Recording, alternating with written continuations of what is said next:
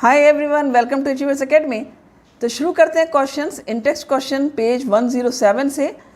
Questions ध्यान से देखना, वीडियो ध्यान से देखना और नोटबुक लेकर बैठना, पेन लेकर बैठना, साथ में करते जाना क्वेश्चंस वीडियो देखते देखते, जिससे आपका कॉन्सेप्ट अच्छे से क्लियर होगा। तो शुरू करते हैं वीडियो बिना किसी देरी के। अभी आप चैनल पर यदि नए हो तो सब्सक्राइब जरूर कर लेना चैनल, और जिन्होंने नहीं कर रखा है पर वीडियो देखते हैं, आपको अच्छे लगते हैं, तो सब्सक्राइब कर लो चैनल को, जिससे आपको हमेशा ये वीडियोस मिलते रहें। बेल आइकन को दबाना मत भूलना, उसको ज़रूर दबा देना, जिससे नोटिफिकेशन आपको हमेशा मिल जाएगा। तो शुरू करते हैं वीडियो। शुरू करते हैं क्वेश्चंस। फर्स्ट क्वेश्चन है आपका, what is the nature of the distance time graph for uniform and non uniform motion of an object. देखो यहाँ पर आपसे क्या पूछा है, नेचर पूछी ग्राफ की। ठीक है, यहाँ पर ये क्वेश्चन जो है आपके पेज नंबर 107 पर, ये ग्राफ रिलेटेड क्वेश्चंस हैं। ठीक है, 4 क्वेश्चंस आज करेंगे, चारों के चारों आपके ग्राफ से रिलेटेड है। कॉन्सेप्ट आपको और क्लियर होगा। ठीक है, तो nature of the distance time graph, distance time graph आपको बनाना है। यहाँ पर किसके लिए बनाना है? For uniform motion and for non uniform motion of an object. देखो, हमें पहले तो ये पता होना चाहिए कि यूनिफॉर्म मोशन क्या है, नॉन यूनिफॉर्म मोशन क्या है। तो जब हम बात करते हैं यूनिफॉर्म मोशन की, ठीक है, यूनिफॉर्म मोशन क्या होता है आपका? जिस मोशन में इक्वल डिस्टेंसेस कवर होती हैं in equal interval of time, यही हमने पढ़ा है, in equal interval of time. Right, इस तरह से आपका रिवीजन भी हो जाता है। ध्यान से देखा करो, पहले डेफिनेशन ध्यान रखो। यूनिफॉर्म मोशन क्या है? In motion when an object travels equal distances in equal interval of time. ठीक है, यहाँ पर डिस्टेंसेस भी इक्वल कवर करेगा और टाइम इंटरवल भी इक्वल होगा। नॉन यूनिफॉर्म मोशन इसका कंट्रास्ट होता है। ठीक है, नॉन यूनिफॉर्म मोशन में क्या होता है? कुछ भी डिस्टेंसेस कवर हो सकती हैं, कभी ज़्यादा कभी कम, किसी भी तरह के डिस्टेंसेस। तो यहाँ पर क्या होता है? अनइक्वल डिस्टेंसेस कवर करता है object in equal interval of time. Time interval यहाँ भी इक्वल है, इक्वल इंटरवल ऑफ टाइम। ठीक है, और इस तरह के दोनों केसेस में, क्योंकि हमने जो देखा ये uniform motion, non uniform motion, दोनों केसेस में जो ग्राफ बनता है वो कैसा बनता है? देखो, यूनिफॉर्म मोशन में हमेशा ध्यान रखो, ग्राफ स्ट्रेट लाइन होता है। ये सपोज आपका ग्राफ यहाँ पर प्लॉट कर रहे हो आप, ये हमने टाइम एक्सिस टाइम लेते हैं हम एक्स एक्सिस पर। ठीक है, क्या है यूनिट है इसकी? ऐसा यूनिट सेकेंड। और हम यहाँ पर क्या लेते हैं? डिस्टेंस ली जाती है वाई एक्सिस पर। ठीक है, इतना ध्यान है आपको अच्छे से।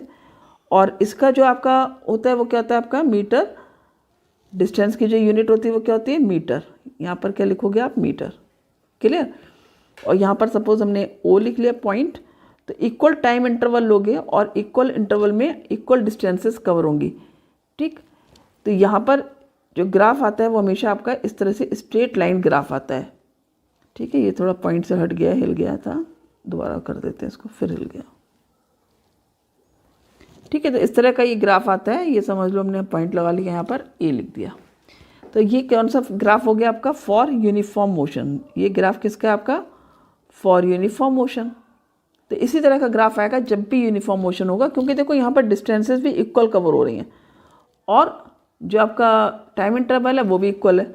सपोज यहाँ पर हमने यदि टाइम ले लिया 2, यहाँ पर 4 ले लिया, यहाँ पर 6 कर लिया एंड हेयर 8। राइट, इधर मैंने डिस्टेंस कर लिया, सपोज ये कर लिया मैंने 5 मीटर, फिर कर लिया 10 मीटर। तो आप जब इनको मिलाओगे तो आप देखोगे ये इसी तरह से ग्राफ आता है आपका। ये देखो, दिस इज 1।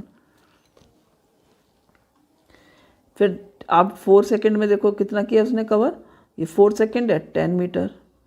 तो ये आपका पॉइंट पे मिल रहा है बिल्कुल। ठीक है, ये हो गया आपका। अब हम 6 वाला ले लेते हैं। 15 मीटर कर लिया हमने, यहाँ पर 15 मीटर आ गया और ये हमारा 6 पर आ गया।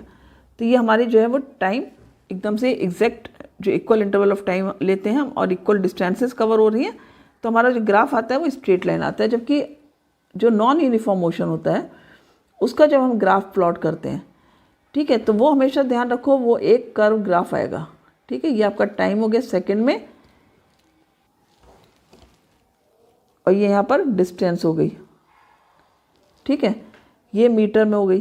तो ये ग्राफ जो आता है ये इस तरह से एक कर्व ग्राफ आता है, हमेशा ध्यान रखना, ये कर्व ग्राफ आता है और ये कर्व नीचे से ऊपर इस तरह से जा सकता है, कभी इस तरह से भी आ सकता है, तो कोई भी कर्व हो सकता है यहाँ पर, बट हमेशा ये इस तरह का ग्राफ बनता है, स्ट्रेट लाइन में नहीं बनता है। इतना समझ लो, स्ट्रेट लाइन का ग्राफ यूनिफॉर्म मोशन का हो गया, और जो स्ट्रेट लाइन में नहीं बन रहा है that is non uniform motion, curve line में बनता है। ठीक है,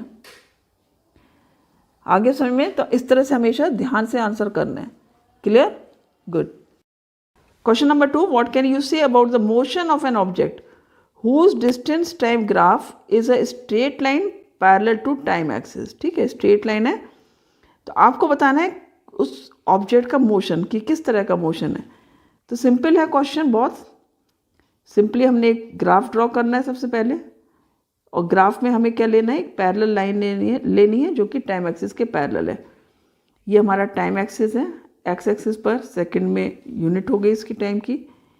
ये हमारा डिस्टेंस हो गया on the y axis, right, metre is the unit है। तो अब यदि इस तरह के ग्राफ को देखो, तो यदि मैं यहाँ पर ओ लिख लिया मैंने, या 0 कर लो इसको, और ये आपका 2 हो गया, this is 4, this is 6, this is 8, right. हमने ले ली यहाँ पर 10 मीटर। ठीक है, तो हमने डिस्टेंस कितनी ली, 10 मीटर ले ली।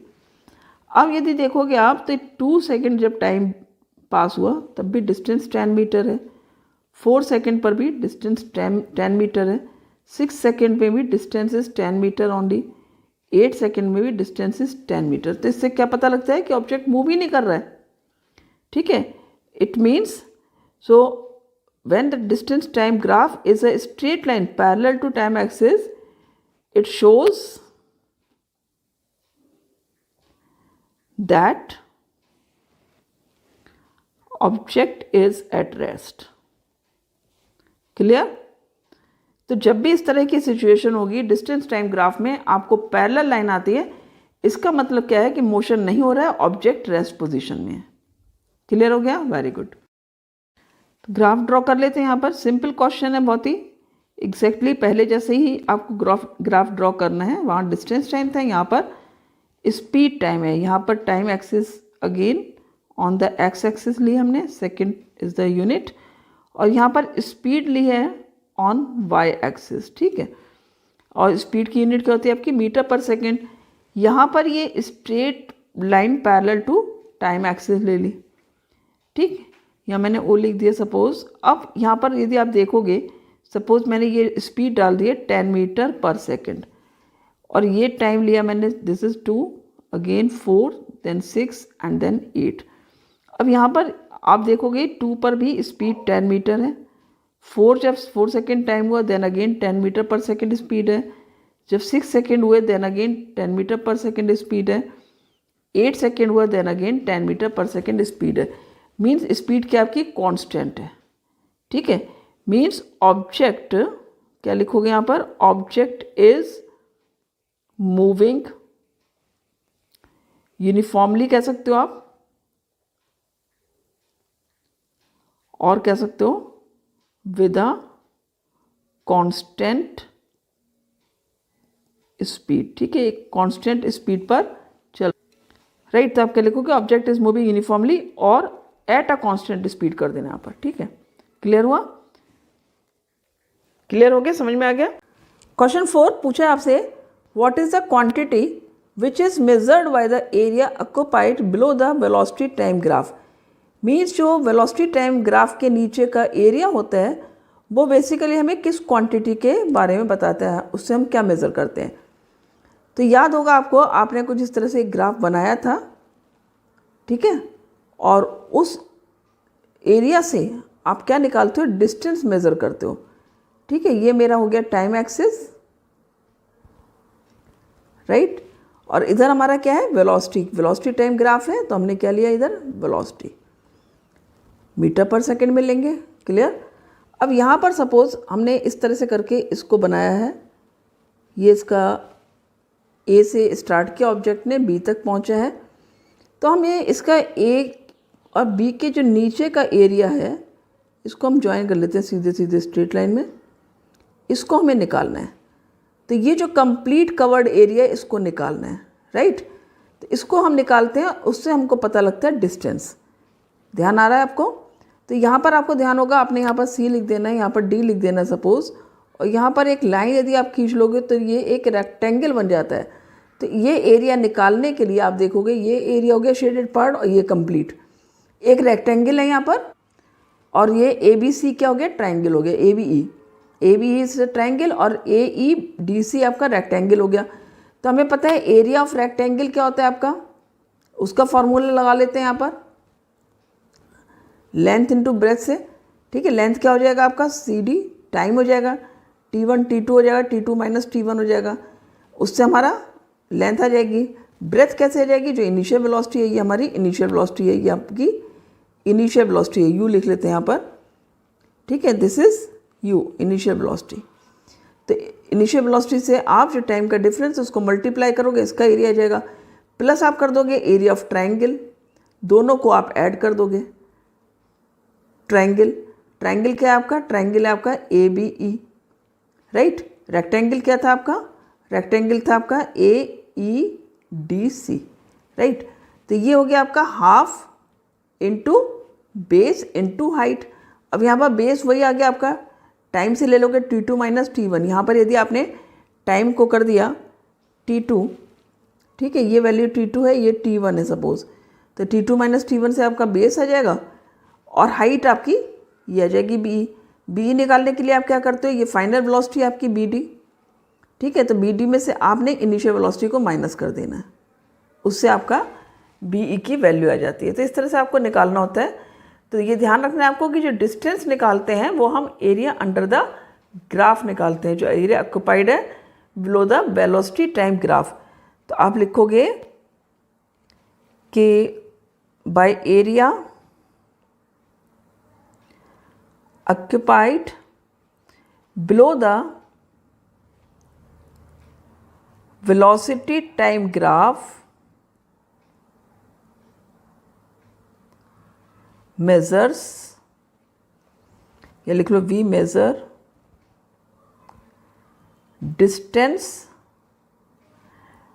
traveled by the object। हम क्या निकालते हैं, डिस्टेंस निकालते हैं travelled by the object by the area under the graph. तो ये समझ लो, इस तरह से करके आपका एक रिवीजन भी हो जाता है। कंप्लीट आंसर तो आपको आ ही जाता है, लेकिन आंसर आपने किस कॉन्सेप्ट से निकाला है वो आपको समझना बहुत ज़रूरी है।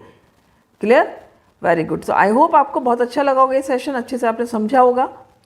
तो इसी तरह से आप वीडियो देखते रहो और अपनी नॉलेज बढ़ाते रहो, अपनी प्रैक्टिस करते रहो। और जो न्यूमेरिकल्स हैं मैं फिर यही कहूँगी कि आप पॉज करके वीडियो देखा करो, जिससे और लिखते जाया करो, हमेशा नोटबुक लेके बैठा करो। जब आप साथ में करोगे तो आपको लगेगा कि ये बहुत आसानी से आपको समझ में आ जाती हैं चीज़ें।